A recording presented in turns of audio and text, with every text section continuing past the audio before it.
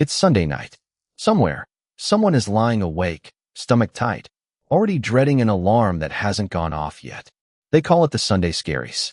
Millions of people feel it, every single week, and almost no one asks why a mind would evolve to dread a day that hasn't arrived. Here's a number that should stop you. The average American today works more hours per year than a medieval peasant did. Not a slight difference. A real one.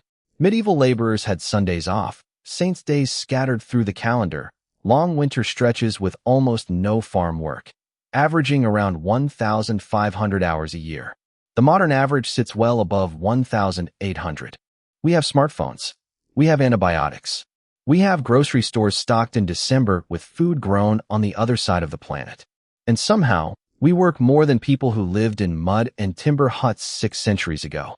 To understand how that happened, you have to go back much further than the medieval period, back to a time before work was even a word that meant what it means now. Take the Hadza of Tanzania, one of the last populations still living by hunting and gathering. Researchers who tracked their daily routines found something that upends the image most people carry of primitive life. Men hunted for roughly 2 hours most mornings. Women gathered for 3 to 5 hours, usually together, talking the entire time. By early afternoon, the working day was simply over.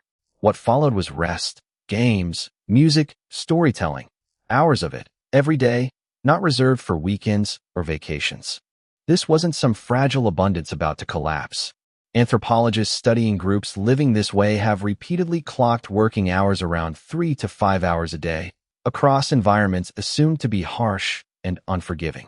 The old image, humans scrambling constantly at the edge of starvation, doesn't hold up. What holds up instead is something almost embarrassing by comparison. They had time. Massive, unstructured stretches of it.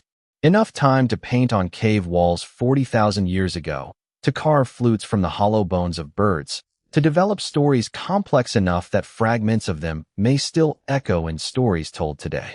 Then, about 12,000 years ago, something shifted, and it wasn't the upgrade it's usually described as.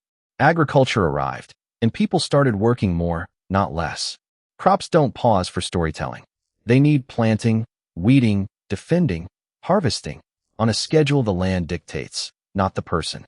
The proof isn't just historical guesswork. It's written into bone. When archaeologists compare hunter-gatherer skeletons to those of early farmers, the farmers consistently come out worse. More signs of malnutrition, shorter statures, poorer teeth, earlier deaths. Farming didn't make life easier. It made it possible to support more people in one place, at the cost of each of those people working harder and living less. And once you're farming, you're stuck. A hunter-gatherer whose land stopped providing could simply move.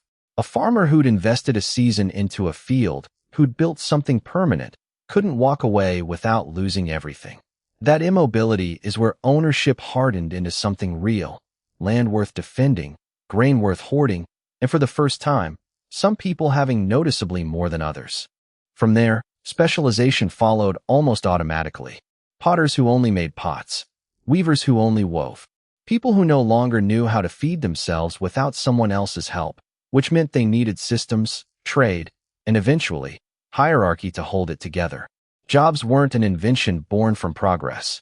They were a symptom of dependency, several thousand years in the making, arriving so gradually that no single generation ever got to vote on it. By the time factories appeared, the shift from land to wage was already centuries in motion.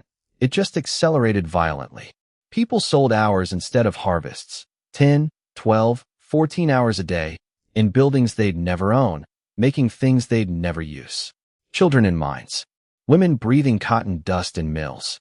The 8-hour day wasn't handed down out of kindness. It was fought for, decade after decade, and won. And then, strangely, the fight just stopped.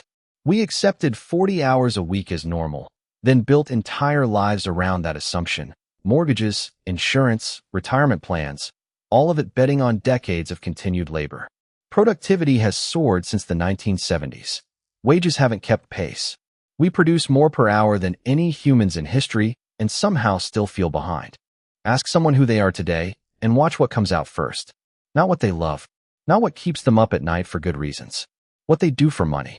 For 290,000 of the roughly 300,000 years modern humans have existed, That question would have made no sense at all.